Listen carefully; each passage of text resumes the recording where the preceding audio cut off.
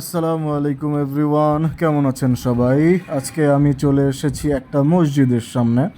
মসজিদটার অবস্থান আশুলিয়া রোড হয়ে নরসিংহপুর যাওয়ার পথে এই মসজিদটা পড়ে। এই মসজিদটার সামনের অংশ এটি। আশহাদু আল্লা ইলাহা ইল্লাল্লাহু মুহাম্মাদুর রাসূলুল্লাহ লেখা রয়েছে সামনের অংশে। এই পথ দিয়ে মসজিদের ভিতরে প্রবেশ করা হয়। এইটা মসজিদের প্রধান ফটক। এটার ডিজাইনটা একবার দেখুন, মাশাআল্লাহ, খুবই সুন্দর। এই সিঁড়িটা দিয়ে মসজিদের দোতলায় ওঠা যায়। মার্বেল টাইলস করা রয়েছে সিঁড়িগুলোর মধ্যে। এইটা বাহিরের অংশ।